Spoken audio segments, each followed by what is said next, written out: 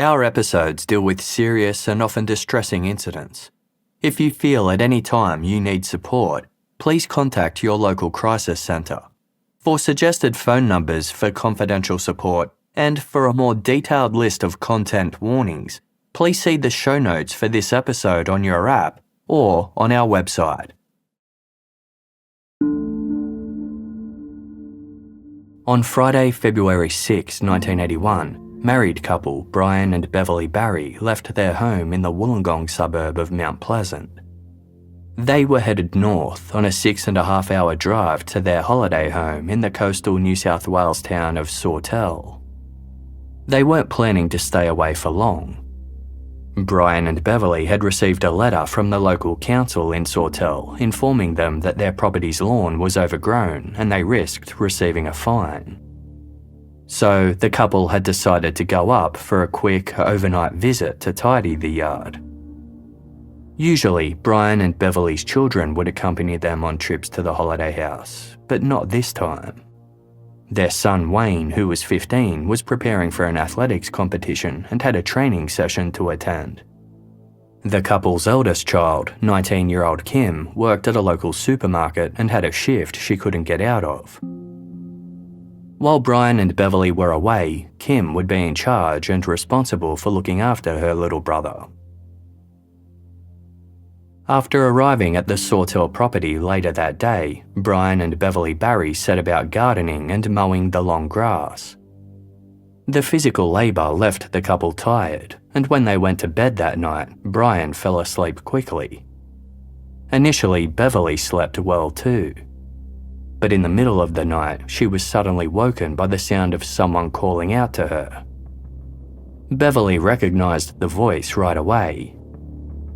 It belonged to her daughter, Kim. Half asleep, Beverly sat up and looked towards the bedroom door. She expected to see Kim standing there, only to realise a split second later that wasn't possible. Beverly wasn't at home. She was more than 600 kilometres away, and Kim was back in Mount Pleasant. Telling herself that she must have been dreaming, Beverly lay down again to go back to sleep, the sound of her daughter's voice fading from her mind.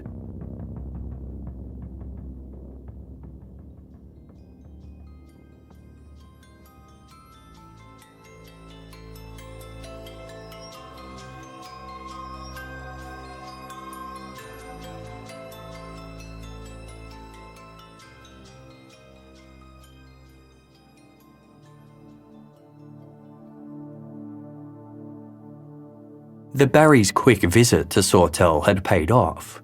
They left the property early the following morning, arriving back in Mount Pleasant at around 3 p.m. As Brian and Beverly walked through the front door, they were surprised to find their son Wayne at home by himself. Wayne said he didn't know where his sister was. He'd returned after athletics training the previous afternoon to find Kim making dinner for them both. She'd explained that she was meeting a friend that night, but Wayne couldn't remember who. After the siblings finished eating, Kim tidied up the dishes, then went outside to call a taxi from a payphone in the street. The Barrys didn't have a landline at home and were reliant on the public payphone that sat about 150 metres from their house. After Kim left that evening, Wayne hadn't seen her again. Kim had been in trouble once before for staying out all night without warning. Ever since then, she'd always left a note explaining if she planned to stay with a friend. But this time, she hadn't left anything for her parents to surmise where she might be. Brian Barry wasn't concerned. He suspected Kim had gotten caught up having fun with friends and would be home soon enough. Beverly felt a hint of worry. She couldn't help but feel that something must be wrong.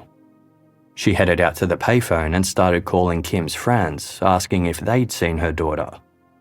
Nobody she spoke to had seen Kim or had any idea where she might be. The Barrys expected Kim to reappear later that afternoon or into the evening, but she didn't. Brian remained confident that 19-year-old Kim would be home by the time the weekend ended, but Beverly's concern was growing. She tossed and turned that night, unable to sleep. Sunday, February 8 passed with no word from Kim. On Monday, Brian and Beverly Barry headed off to their respective jobs. Later that morning, a call came through at the manufacturing firm where Beverly worked as a clerk. It was a friend of her daughter's named Donna Holland. Despite Kim and Donna only having known each other for a few months, the two were already close. Beverly had wanted to get in touch with Donna over the weekend to ask if she knew where Kim was, but she didn't have her number. Now, Donna was able to provide Beverly with key information regarding the Friday night Kim left home and didn't return.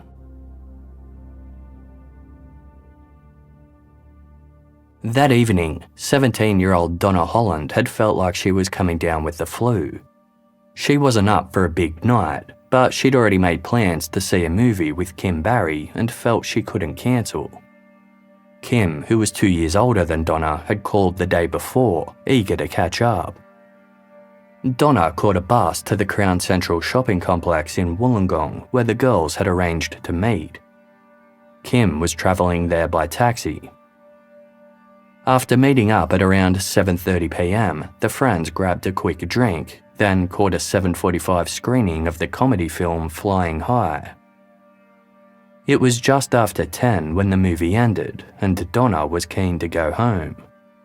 As well as feeling slightly unwell, she had an early start the following morning at a babysitting job. But Kim persuaded Donna to accompany her to a local nightclub for a dance. Kim loved dancing and even took lessons. The pair walked to the nearby Crown Gardens disco, stopping at a pharmacy to buy band-aids along the way. Kim said her shoes were hurting her feet and put one band-aid on each heel before continuing on. When they arrived at the disco, one of the bouncers asked Kim to save a dance for him later. She agreed. Inside, the venue was packed. The girls had to navigate through a big crowd in order to find seats. Kim bought drinks for herself and Donna. The underage Donna had a lemonade, while Kim chose the coffee liqueur Tia Maria. Kim proposed that they toast to something, then held up her glass and stated, "May I soon get a steady boyfriend." The girls clinked glasses, then sat drinking and chatting for a little while. Suddenly, Kim asked Donna if she would like to stay over at her place that night. Kim's parents were away, and she said she was scared as there'd been a prowler lurking around her neighbourhood. Donna said she couldn't. She had to get up at 5 a.m. for her babysitting job and needed to leave soon. She planned to catch a train home and had already arranged for her mother to pick her up from the station. Kim continued to beg Donna to stay. She seemed desperate not to be left alone. She suggested Donna stay until the nightclub closed at 3 a.m. and even offered to pay for Donna's taxi home. But Donna stood firm. It was nearly midnight and she had to go. Besides, she was certain that there was no prowler and Kim was just making up excuses so Donna would stay.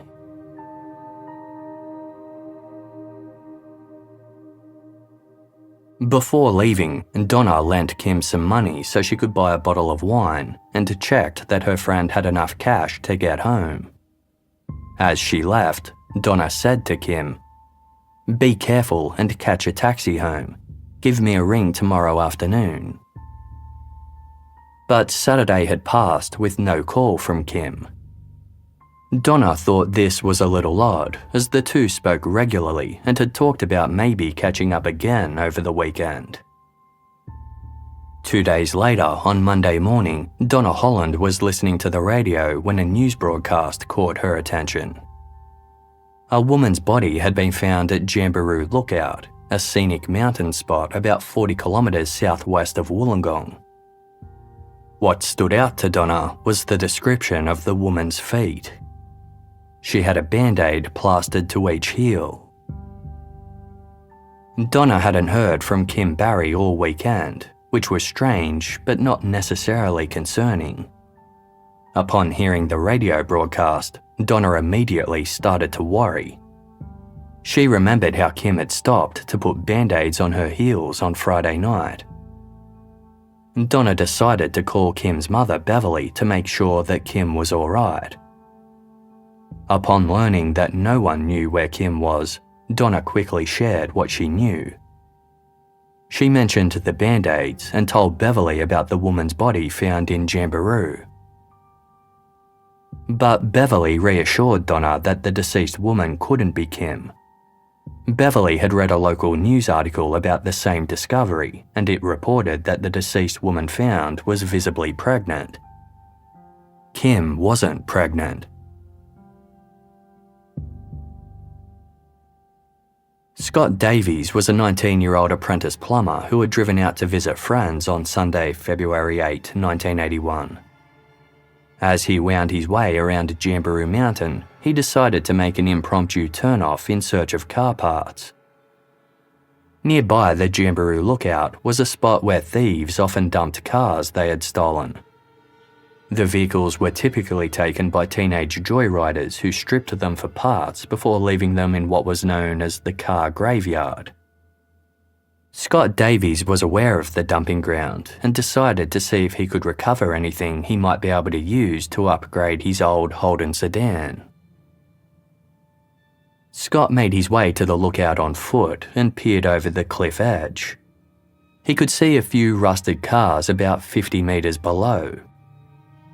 As he debated the best route to get to the vehicles, Scott's eyes were drawn to a nearby tree. Beneath was what looked like a naked mannequin.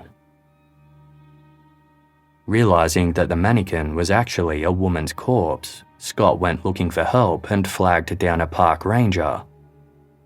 Soon, police officers arrived at the scene. A sling was set up so they could be lowered down from the cliff edge to the spot where the body lay. Upon closer inspection, officers made the shocking discovery that the woman's head was missing. It had been cleanly cut off from her neck with a sharp instrument. The cut wasn't surgical or expert, but it had been made carefully post-mortem. The woman's fingers were also missing, having been cut off at the first knuckle, likely with a hacksaw, and also after her death. A thin, white nylon cord was tied around her right wrist and both ankles. Her blouse and bra were wrapped around both her arms. The woman appeared to be pregnant, a key detail that was printed in one early article published in the Illawarra Mercury newspaper. By Monday, February 9, Kim Barry had been missing for 3 days. Beverly Barry arrived home that evening to find the place empty. She switched on the television to watch the 6 o'clock news. A bulletin was broadcast about the body found at Jamberoo Lookout the day before. Footage showed police combing through the thick brush of the mountain, pausing on a detective standing by some soiled garments that had belonged to the woman. One of the items was a torn, bone-coloured blouse. The other was a bra with a green floral emblem in the middle. Beverly felt frozen with shock as a newsreader described the clothing. They perfectly matched items that Kim owned. Beverly raced to Kim's room and turned it upside down looking for the clothing. Then she checked the laundry. There was no sign of either the blouse or the bra that matched the ones shown on the television. Beverly struggled to breathe and began to cry as she felt a sense of total certainty that the woman found at Jamberoo Lookout was her daughter. When Brian arrived home, Beverly explained the situation and the couple rushed to Wollongong Police Station. There, they sat down with detectives and held hands as they described their missing daughter. Kim had a small birthmark just beneath her right breast and some scarring on her thighs from some bad sandfly bites she'd received 5 years earlier. The detectives listened carefully. The woman they had found had band-aids on both her heels, like Kim. Beneath her right breast was a small birthmark that resembled a mole. There was also faint scarring on both her inner thighs. Taking particular note of these identifying features that the Barrys had described, one of the detectives asked if the couple could look at some clothing found with the body. He pulled out an evidence envelope and carefully removed the blouse and bra from inside. Both were immediately recognisable to Brian and Beverly, who'd seen them hanging on the washing line many times. After checking the size and brand of the blouse, all Beverly could say was, "Yes, that's Kim's."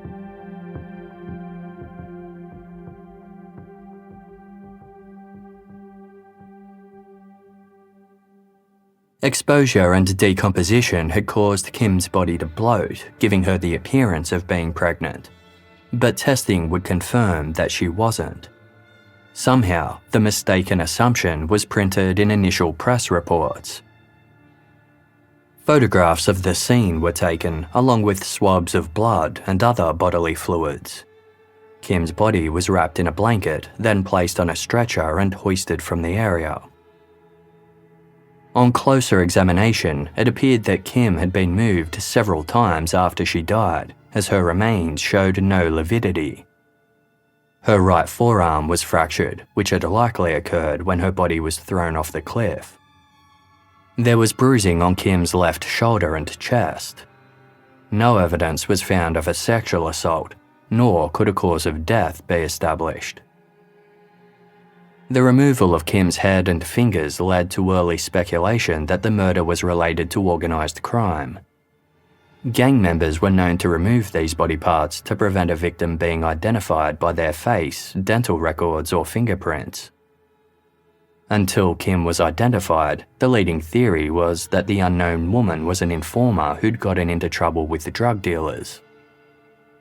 But this theory fell apart after the Barrys came forward. There was no evidence at all that their daughter Kim had any involvement or history with illicit drugs. After positively identifying the blouse and bra that had been found with Kim's body, Brian Barry was asked to identify her remains. He did so by checking the birthmark on her abdomen. This identification was also confirmed by matching Kim's palm print to one found in her bedroom.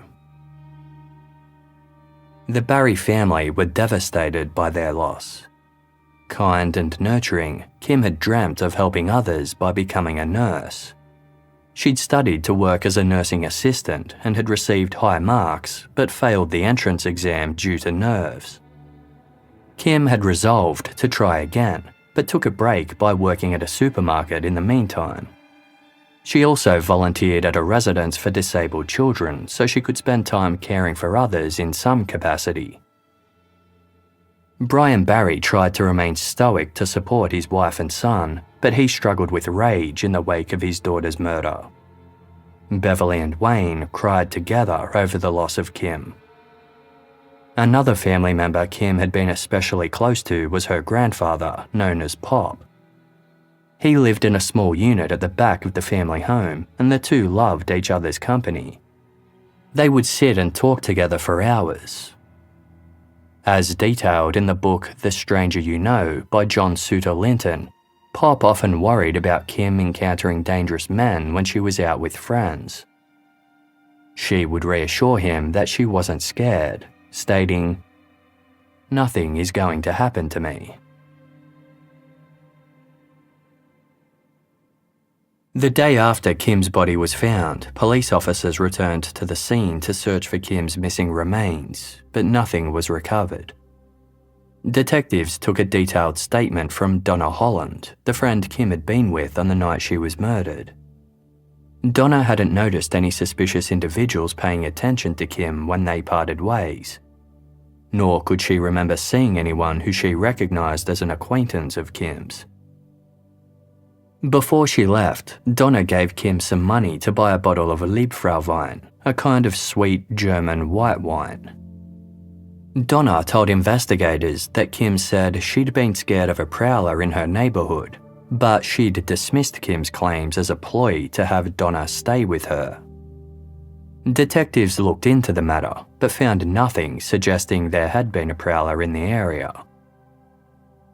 They turned their attention to the Crown Gardens disco, where Kim had last been seen alive. Friday, February 6 had been a busy night at the club, with an estimated 300 patrons in attendance. But bar staff at the venue remembered Kim and confirmed that she'd bought a bottle of Liebfrauwein. They kept records of every beverage sold, and that was the only bottle of Liebfrauwein purchased that night. The staff weren't able to provide any further information as to who Kim might have met while at the bar. A $50,000 reward was offered for information leading to the arrest of Kim Barry's killer. Exactly 1 week after Kim was murdered, investigators dressed up a mannequin in the same blouse and pants she had been wearing and displayed it outside the Crown Gardens disco. A wig similar to Kim's wavy dark hair was put on its head, and a photograph of her face was stuck to the mannequin's face. Pinned up next to the mannequin was a sign that read, "Did you see this girl last Friday night?" A caravan that had been converted into a mobile police station was parked in a laneway by the nightclub, and detectives milled about inside the club where patrons could see them. One by one, nightclubbers started approaching the investigators with possible leads about Kim. The detectives would direct them to the mobile station to provide a formal statement. 2 sisters came forward to say they'd been at the disco on the night in question. They'd had a few drinks with a friend named Glenn Potter, who was celebrating his birthday. Glenn's older brother Graham was also there that night for his Bucks night, as he was getting married 1 week later on Valentine's Day. The 2 brothers had combined their respective special occasions into one celebration. The sisters had noticed Graham sitting on a couch with a girl. At about 12:30 a.m, Graham walked up to the table where they were seated and said he was leaving but would be back soon. He handed over his cardigan for safekeeping and set a near-empty bottle of wine on the table as he did so. When the detectives asked the sisters if they knew what kind of wine it was, they both replied, "Liebfrauwein."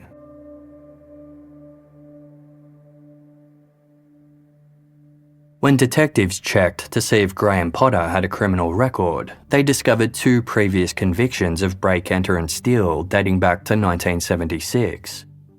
Potter had been 18 at the time and was fined $250. He also received a 3-year good behaviour bond. Now aged 23 years old, Potter was employed as a coal miner.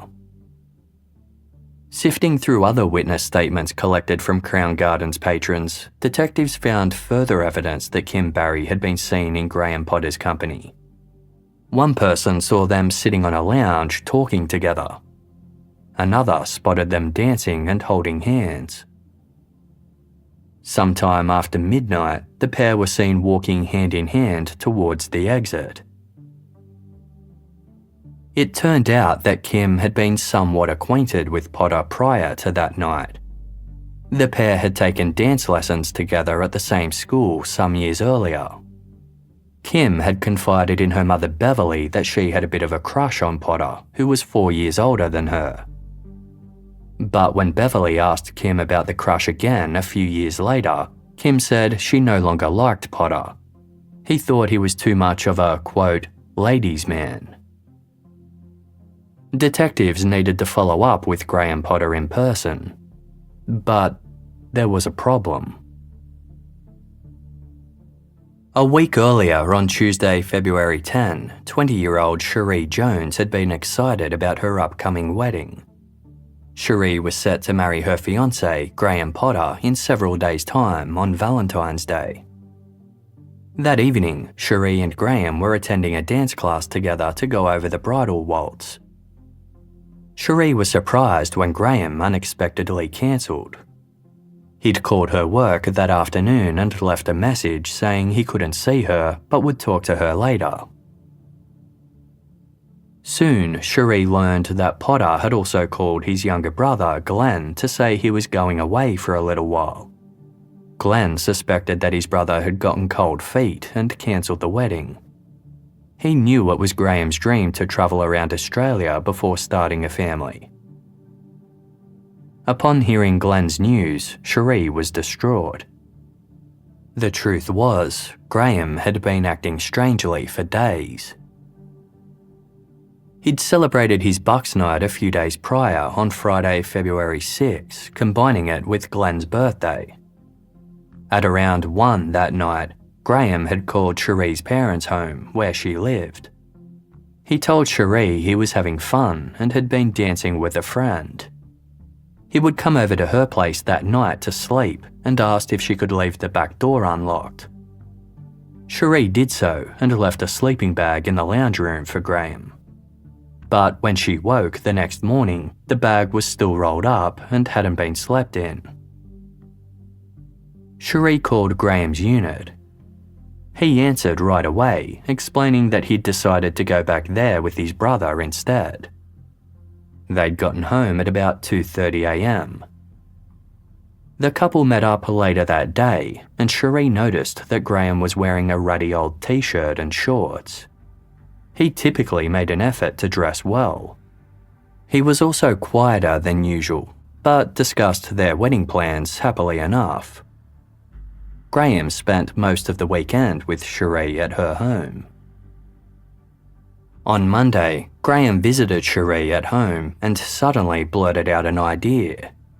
What if they went travelling together around the country instead of getting married?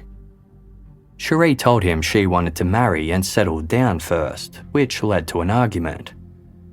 Cherie ultimately told Graham that there was no way she would go travelling with him. The couple made up and later ran some errands together. They stopped at a bank and Graham withdrew his entire savings, $2,950. He told Cherie that he would use the funds to open a joint bank account for them, with some of the money going towards their honeymoon. Then he called his employer and said he was taking the rest of the week off sick. The last time Cherie had seen her fiancé was at lunchtime on Tuesday. He stopped by her work briefly, before later calling to cancel their dance lesson that night. After asking if they could talk privately, Graham told Cherie, "Don't do anything stupid if anything happens to me. We will get back together again."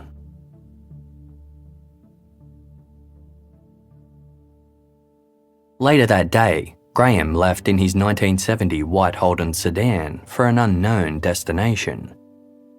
None of his family or friends had seen him since. The day he departed just happened to be the same day that Kim Barry was publicly identified as the headless victim found at Jamberoo Mountain Lookout. By the time detectives began to consider Graham Potter a possible suspect on Saturday, February 14, they were already aware that he'd skipped town. An early tip they'd received in their investigation had been about a groom who'd abruptly disappeared after celebrating his Bucks night at the Crown Gardens disco the same night that Kim Barry was there. At the time, they had nothing else linking Potter to Kim, but they added his name to their list of potential suspects. Now unable to interview Graham Potter, detectives instead began to question those closest to him. Potter's parents seemed confused as to why police would want to speak to their son. His fiancée Cherie was in a state of shock. The most valuable witness was Potter's younger brother Glenn, who had been with Potter at the Crown Gardens disco. Glenn was hostile towards the detectives, telling them he had no idea where his brother was and hadn't spoken to him in days. Glenn said they'd arrived at the Crown Gardens disco at around midnight. He'd seen a girl with dark hair approach his brother, and the pair had struck up a conversation. Although the girl's features were similar to Kim Barry's, Glenn claimed he couldn't be certain if it was her. At around 12:30 a.m, Graham approached Glenn at the bar and said, "I'm going out for a little while." Then he left with the girl he'd been chatting to. A little over an hour later, Graham returned and Glenn asked him, "How did you go?" He was referring to the girl Graham left with, assuming his brother had wanted one last fling before getting married. Potter explained that he'd taken her back to his place, but she'd gotten cold feet at the front door and left. Potter had immediately caught a taxi back to the nightclub and even asked the cab driver to pick up a sailor he'd seen hitchhiking along the way. He didn't seem in any way anxious or concerned. At about 2:45 a.m, the two brothers had left the disco and gone to Graham Potter's home. With the Potter family's permission, investigators paid a visit to the unit. There were few possessions there, as Potter's family had taken them for safekeeping, worried the unit might have been burgled in his absence. The residence was totally immaculate. There was nothing visible to the naked eye that indicated anything untoward had happened there.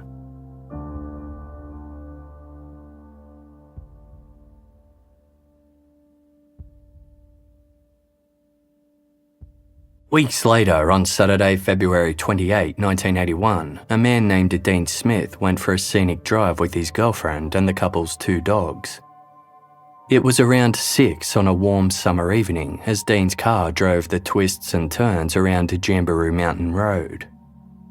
Dean decided to pull over at a clearing, located at a part of the road where the bitumen was replaced by dirt. He and his girlfriend got out of the car for some fresh air, and Dean let the dogs jump out for a run.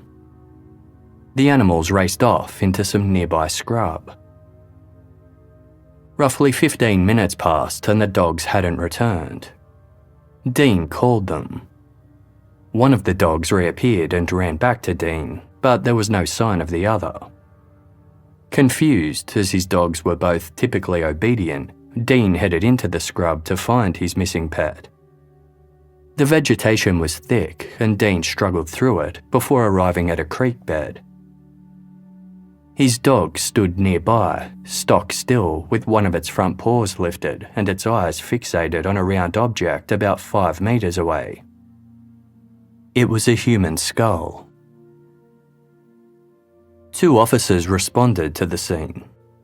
Because the skull was located in the same area where Kim Barry's body had been found, it seemed likely it belonged to her. But it was missing all of its flesh and hair, which seemed like extremely rapid decomposition. When investigators discovered skeletal remains of small animals nearby, they realised that a larger predator, such as a fox, likely fed in the area. The skull had also been scavenged by a wild animal. Dental records confirmed that it belonged to Kim Barry. There were significant wounds to the left side of the skull, indicating that Kim had been hit with a blunt, heavy object. Forensic investigators suspected the killer had used a spanner. Extensive searches of the area recovered tufts of dark brown human hair and small bones, which looked to be from fingers. These remains seemed to create a trail that led to a lantana bush. Police found 2 plastic bags under a bush. They looked to have been ripped open by animals. Inside were 2 blood-stained bedsheets, one striped and the other with a floral pattern. There was also a filthy dressing gown. The gown had a depression in it that perfectly matched the recovered skull. Inside the depression were more clumps of hair, as well as human tissue, bones, and several fingers. They all belonged to Kim Barry. The dressing gown and sheets were shown to Graham Potter's fiancée, Cherie Jones. She said the gown looked like one he owned, but she couldn't be sure as it was so dirty. She didn't recognise the floral sheet. However, the striped sheet was one she had previously seen in Potter's unit.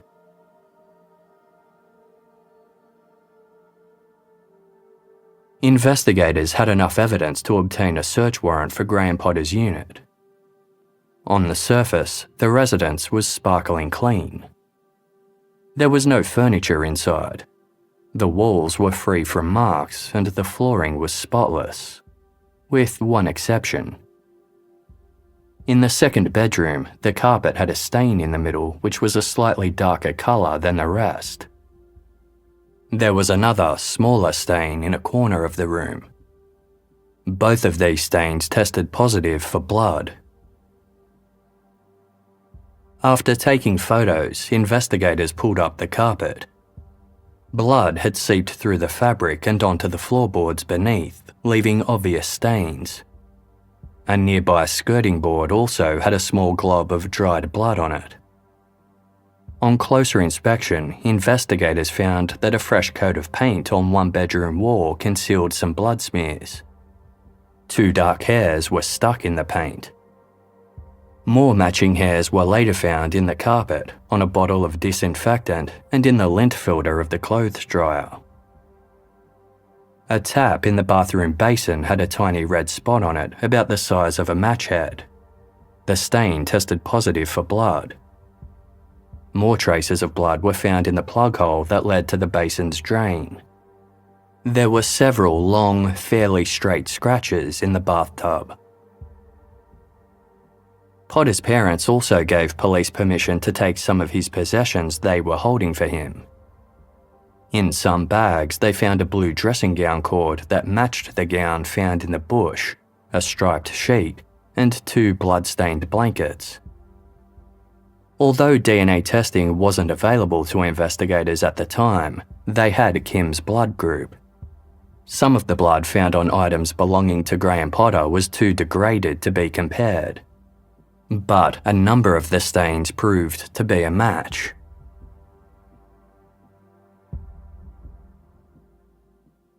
On the same day that Kim Barry's skull was found, police in the New South Wales city of Goulburn got in touch with their colleagues in Wollongong.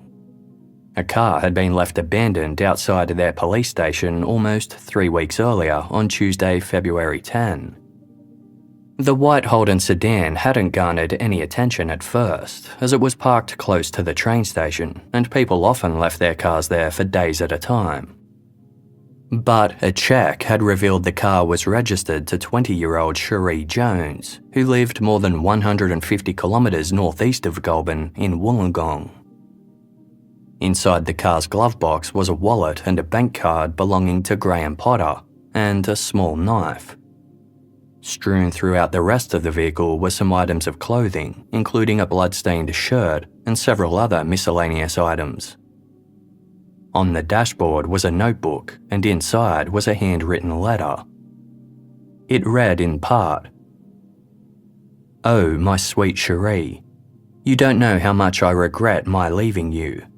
Whatever is said as to why I'm leaving, please believe me. But if I stay, my life may be in danger. Please express to everybody my sorrow that I messed everyone's lives up. But if you only knew why, I think things would change. Your Graham." Goulburn sits near the Hume Highway, which eventually leads to Melbourne. The Wollongong detectives wondered if perhaps Graham Potter had planned to flee interstate to Victoria. Police in Victoria were asked to make inquiries as to Potter's possible whereabouts, while the New South Wales Homicide Squad finally went public with their investigation. They requested that Graham Potter come forward. They didn't say he was a suspect, merely stating they were keen to question him. They also asked anyone with information as to Potter's whereabouts to contact them. Photos of Graham Potter were broadcast on the news and published in papers, showing a clean-shaven young man with short, wavy dark hair. Kim Barry's family and Graham Potter's loved ones also issued public pleas for him to come forward. Detectives spoke to Potter's friends and acquaintances to build up a clearer picture of who he was. One friend said that when he and Potter were at school, he had once gone over to Potter's house while his parents were out. The friend claimed that Potter had inserted suppositories into one of his family's pet border collies for entertainment. The dog had later died. Police tried to verify this incident, believing the act of animal cruelty might indicate a predilection for violence, but they couldn't confirm it. Other friends of Graham Potter's thought it was impossible for him to be involved in Kim Barry's murder. The Graham they knew was an upstanding young man who loved his family and his fiancée. They couldn't imagine him doing anything that brutal. Potter's parents were devastated by their son's abrupt disappearance and were desperate for him to come forward and clear his name. They undertook their own searches for their son, but found no trace of him.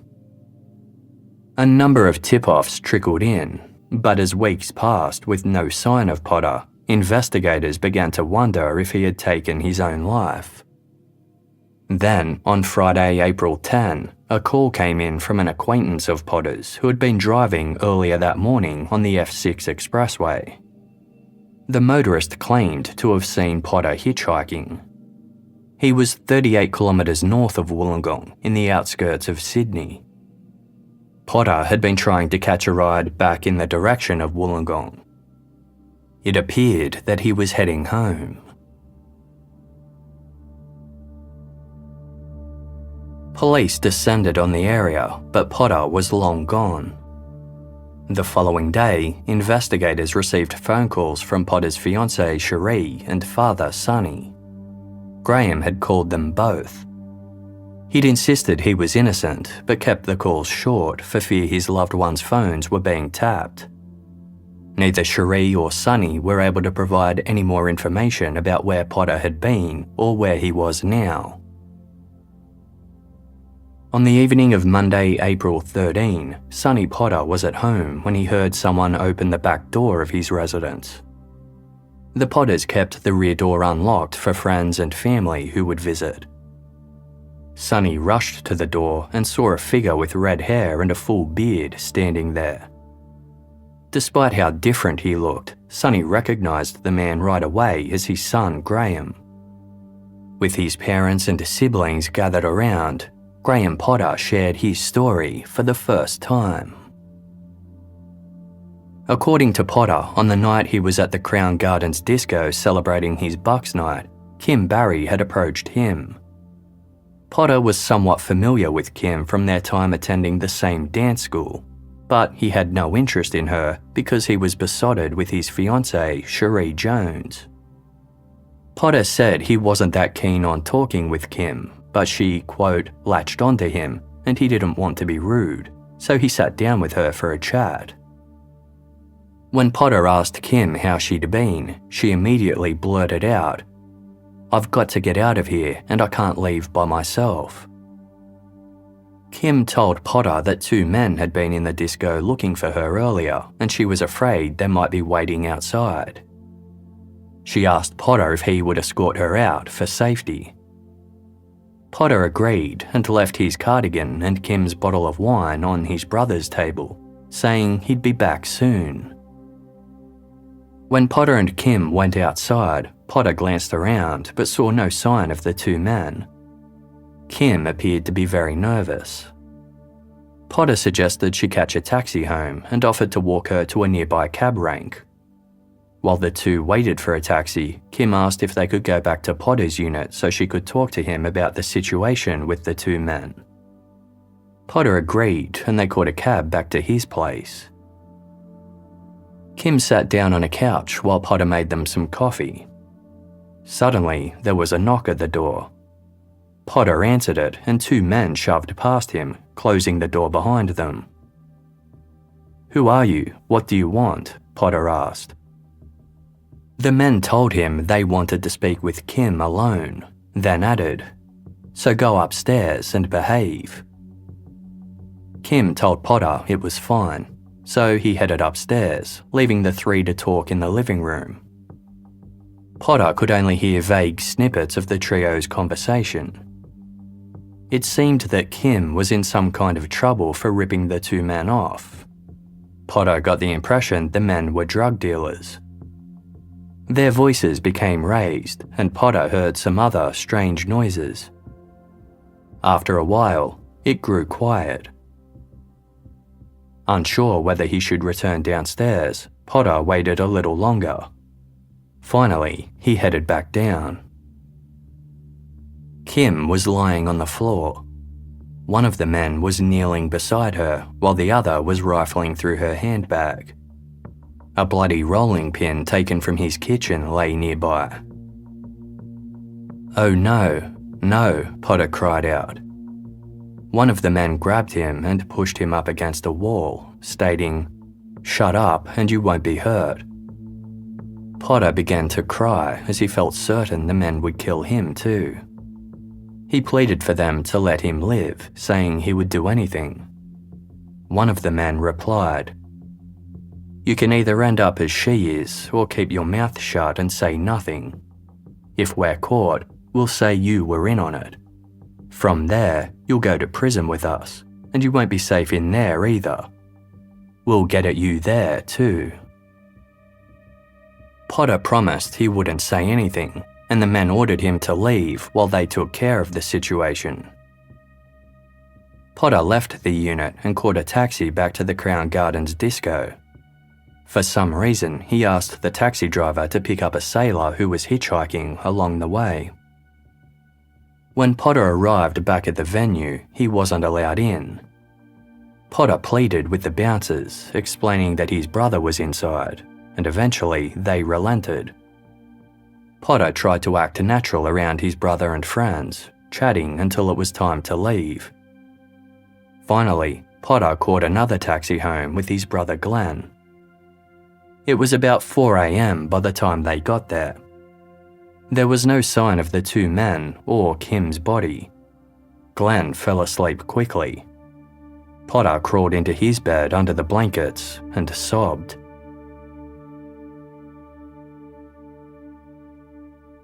The next morning, Glenn headed back to his parents' place at around 7. Not long after, there was a knock at Graham Potter's front door. The two men from the previous night were back. They ordered Potter to walk upstairs and followed closely behind him. They then shoved Potter into the upstairs bathroom before heading towards the spare bedroom. When they reappeared at the bathroom door, they were carrying Kim's body. Apparently, they had stashed it in the spare room instead of taking it with them. The men placed Kim on the bathroom floor. Using a knife and a meat saw they had taken from Potter's kitchen, the two men cut off Kim's head and removed her fingers while Potter wept. When the men were done, they ordered Potter to get rid of Kim's remains. They threatened him once more before leaving the property. Potter wrapped Kim's head and fingers in an old dressing gown and her body in some sheets. Then he borrowed his fiancée's car and placed Kim's remains in the boot. He also stuffed Kim's purse, clothing, and the bloody rolling pin, which looked to be the murder weapon, into a bag. But for some reason, he washed the knife the men had used and placed it back in his kitchen drawer. Potter drove out to Jamboree Mountain Lookout and dumped Kim there. As he drove back down the mountain, he suddenly remembered he still had the bag containing Kim's belongings and the murder weapon. He tossed it into the bush as well. Over the next few days, Potter's panic grew. He felt like his knowledge of the men's crime was putting everyone he loved at risk. After Kim Barry's body was found, he decided to flee. Potter used Cherie's car to drive to Goulburn, and from there he travelled to Melbourne, then the island state of Tasmania. He said he eventually made his way to New Zealand. In 1981, a passport wasn't needed to travel between Australia and New Zealand. Almost 2 months went by. Potter was tormented by being so far away from his family and Cherie. In the second week of April, Potter met a girl who was from Wollongong. She brought up the topic of Kim Barry's murder with Potter, saying a friend back home had told her about it. Potter asked if the police knew who'd committed the crime.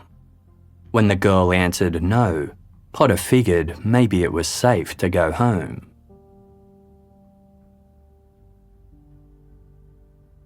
Graham Potter's family were overjoyed to have him home, but heartbroken to hear what he'd suffered. When Potter's father asked if he was willing to assist police, Potter readily agreed. He decided to have a bath to freshen up while his parents called investigators. As he was lathering up, the bathroom door suddenly opened and 2 detectives marched inside, telling Potter that he was under arrest. The Potters were devastated by the abrupt interruption. They had believed their son was only wanted as a witness and felt that the nature of his arrest was a betrayal. They would subsequently say that at least 10 officers had surrounded their home and entered with pistols drawn. New South Wales Police insisted only 2 detectives attended and they hadn't drawn their weapons. Graham Potter was driven to the police station for questioning. He refused to say anything other than confirm his name, address, and date of birth. The interview concluded within 15 minutes, and Potter was then charged with the murder of Kim Barry. 3 months later, in July 1981, Graham Potter's pre-trial hearing began. Detectives and prosecutors had their own theory as to why Potter had killed Kim Barry. They believed he had been looking to have one last fling before his wedding and invited Kim back to his home. Kim, who'd previously had a crush on Potter and was eager to find a boyfriend, accepted his invitation. But once the pair arrived at Potter's unit, detectives believed Kim had changed her mind. Perhaps she'd seen something that made her realise Potter had a fiancé and wasn't single. Angry at being rejected, Potter lashed out at Kim and struck her in the head with a blunt object, killing her. He then left her body in his unit while he returned to the Crown Gardens disco. The next day, he dismembered Kim and dumped her remains. Perhaps he'd never expected them to be found due to the dense nature of the rainforest where he'd left them. But when Kim was discovered and the investigation began, Potter grew scared. He must have known it was only a matter of time until police found out he'd been seen with Kim that night. So he went on the run, disguised his appearance, and hid until he felt he couldn't any longer. At the pre-trial hearing, the police and prosecutors heard Graham Potter's defence for the first time. Potter's attorney explained to the court that while Kim Barry had been murdered in his client's home, Potter wasn't the culprit. 2 drug dealers had done it. He wanted his client to be given bail so he could work on his defence and help track down the true killers. His request was denied. Potter would remain on remand while awaiting his trial. Graham Potter's trial didn't begin until March the following year of 1982. Investigators had spent the previous 8 months scrutinising his claims in preparation for their case.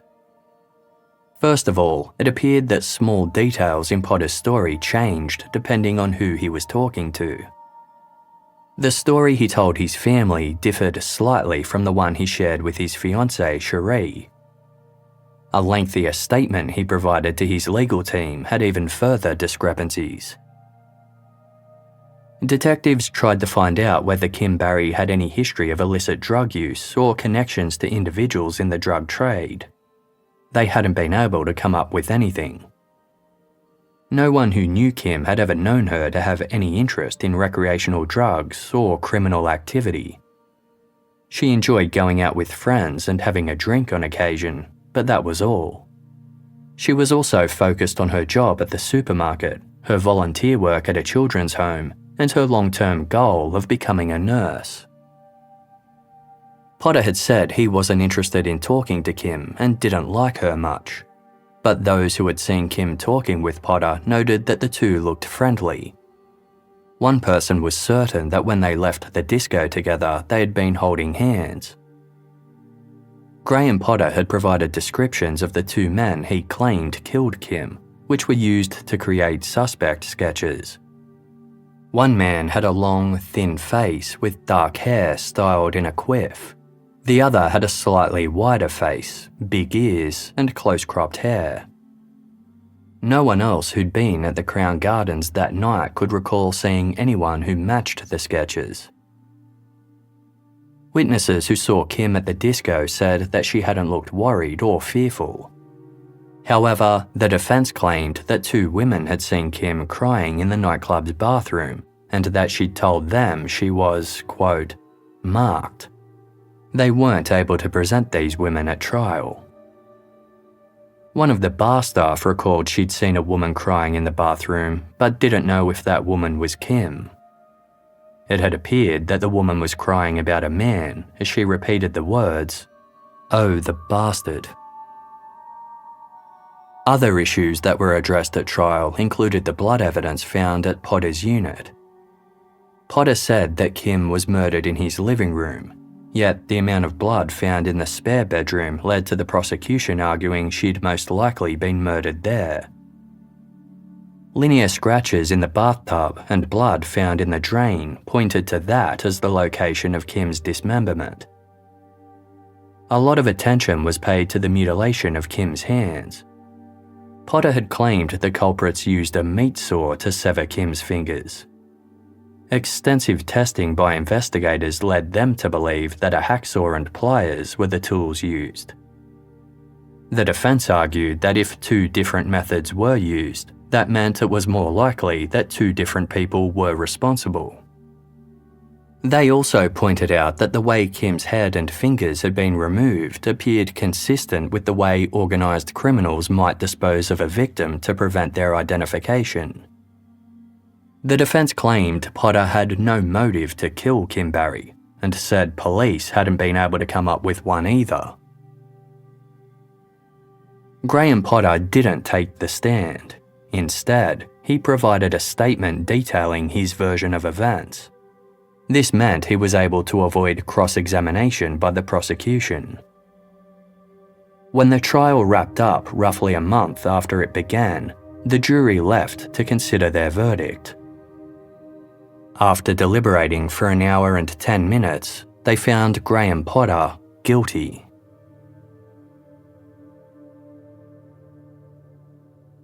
Graham Potter was sentenced to life in prison.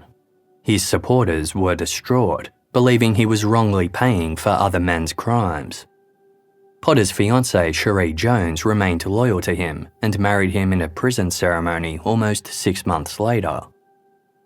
Potter was not entitled to conjugal visits and was unable to spend any time alone with Cherie. Graham Potter continued to maintain his innocence and repeatedly appealed his conviction. By the mid-1980s, he'd exhausted all avenues for appeal. But he continued to find new advocates who believed his story. They kept looking for evidence that Potter had been wrongly convicted. A document from a real estate agent was uncovered, revealing that the scratches in Potter's bathtub had been there before he rented the property. His supporters felt this was important. While police had pointed to the bathtub scratches as evidence Potter had dismembered Kim there, Potter had always maintained the two men had mutilated Kim on the bathroom floor. Potter's supporters also tracked down a woman involved in Wollongong's drug trade who claimed she'd overheard two male acquaintances talking about how they'd dealt with a girl. They said another man had been present for the crime but was really, quote, good about it.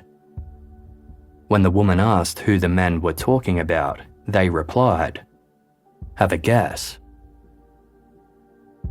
Armed with this new information, Graham Potter applied for a judicial inquiry into his conviction. He had access to a computer and used this to put his case together until it was confiscated during a crackdown on inmates' privileges.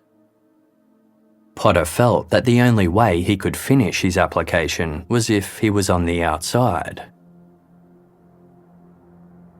At 5:20 p.m. on Saturday, June 30, 1990, Graham Potter and another inmate crawled through the roof of their prison's visitors centre. They ran to the wall of the prison and managed to jump it, then caught a taxi. When the taxi driver later heard a news report about the prison break, he phoned police and told them where he'd dropped the men off. They were both captured within 22 hours of their escape and returned to their cells. Potter was charged with escape from lawful custody and intent to use a weapon to avoid arrest. 3 years later, however, Potter's luck would turn. New sentencing legislation led to his sentence being reviewed and ultimately reduced, with a minimum term of 12 years, 8 months. In 1996, after he'd served 14 years for killing Kim Barry, Graham Potter was released on parole. He told the media that his plan now was to, quote, clear my name.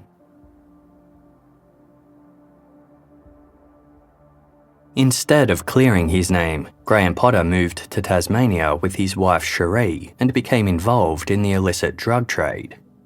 In 2008, he was arrested as part of a sting operation by the Australian Federal Police for his involvement in helping import $440 million worth of ecstasy and cocaine.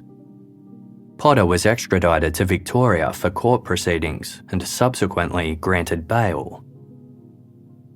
Able to freely roam the streets of Melbourne, Potter was drawn into the city's notorious underworld after meeting a local mafia member behind bars.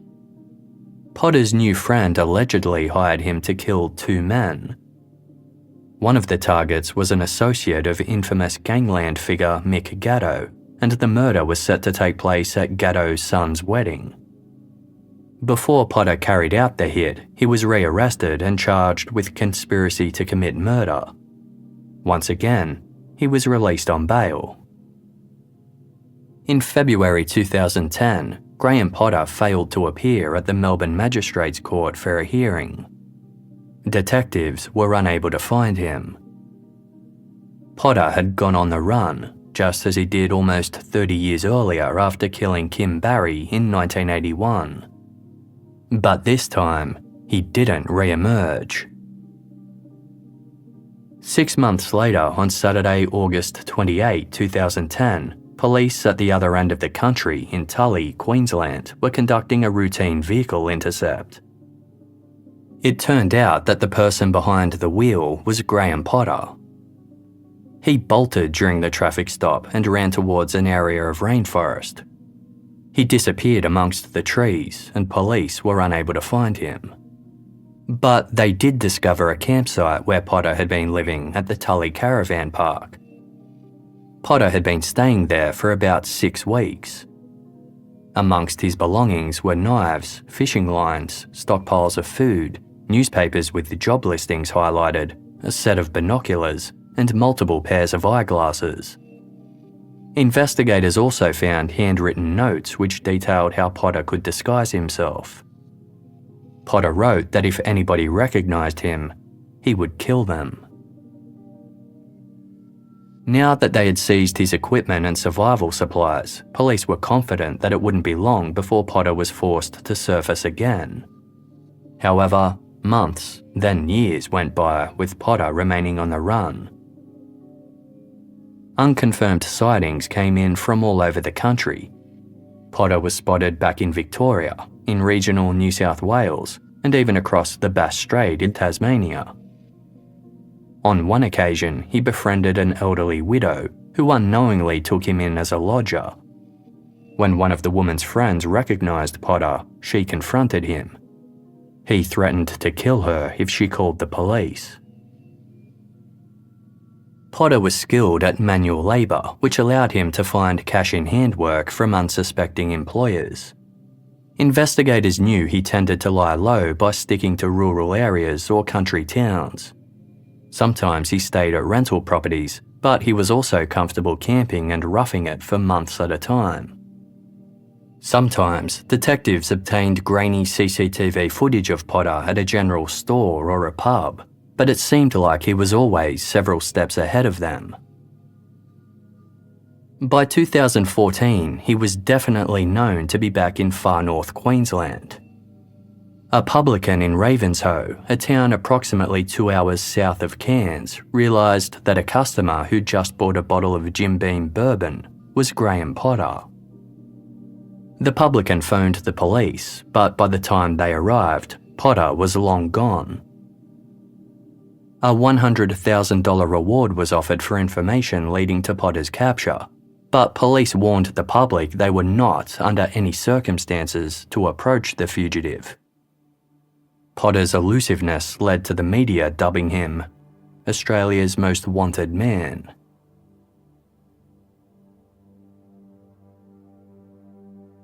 On Monday, February 21, 2022, police in far north Queensland headed to a dilapidated house in Ravenshoe. They were acting on a tip-off. Random pieces of timber and sheet metal were strewn outside and leaning up against the building. Numerous cats and kittens roamed around the property. Inside, the old house was dark and filthy, with mattresses, cardboard boxes, and chicken coops piled to the ceiling. The officers found a man by the name of Josh Lawson hiding in a room, attempting to clamber across some of the chicken coops to evade capture. They demanded he place his hands where they could see them and placed him under arrest. Josh Lawson was Graham Potter, now 64 years old. It was one of many aliases he'd been using over the past 12 years. Other names Potter went by included John Page, Peter Adams, and Jim Henderson. He had used various costumes to disguise himself, including fat suits, wigs, and glasses. The house where he was arrested was less than a kilometre from the pub where he'd purchased the Jim Beam 8 years earlier. The same publican had served Potter since then, but had never recognised him again due to his elaborate disguises. Police believed Potter had likely spent the last decade in the same area. Graham Potter was extradited back to Victoria to finally face his charges.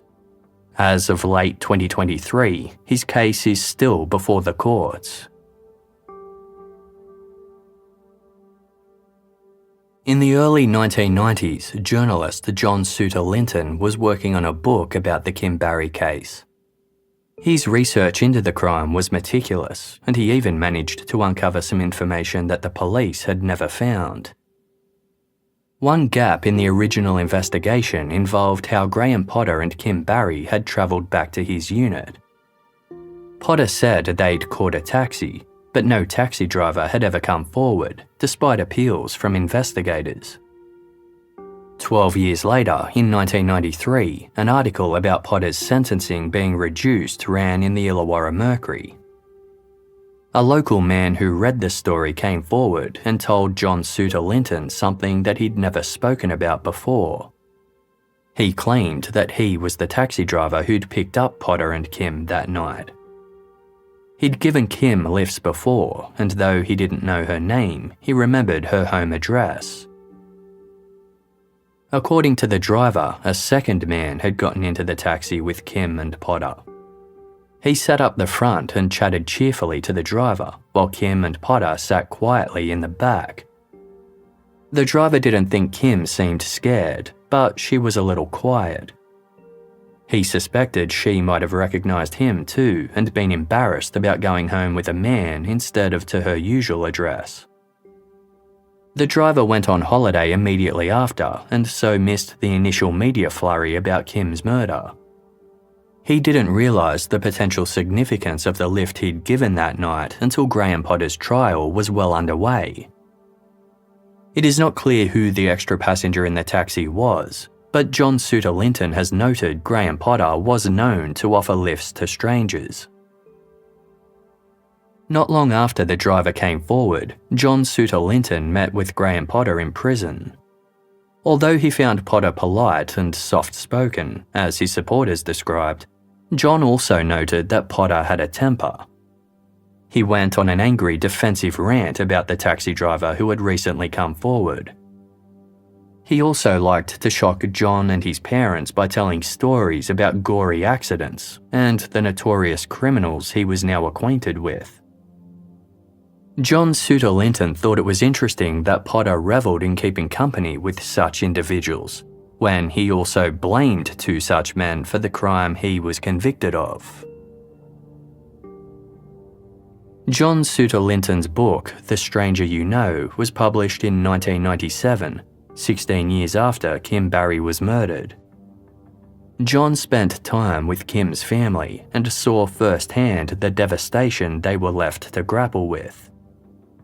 Beverly Barry battled with anxiety, insomnia, and complete despair. During Graham Potter's trial, her husband Brian shielded Beverly from some of the worst details of what had happened to Kim. Brian's personality and life experiences led to him repressing his own emotions. He believed he had to stay strong for his family, but the stress of knowing what his daughter suffered and having to identify her body ate away at him. Kim's younger brother Wayne became an only child at a vulnerable age and struggled with the immense public attention his sister's case received. John Suter Linton wrote of Kim's loved ones, quote, "The Barry family, to their credit, do not hold any malice or hatred towards Graham Potter and his family. It may be true to say there is an emptiness, a disbelief that one person could take another's life. The victims of crime are not those who are killed, but those who are left to try and fill the emotional void someone else has thoughtlessly created."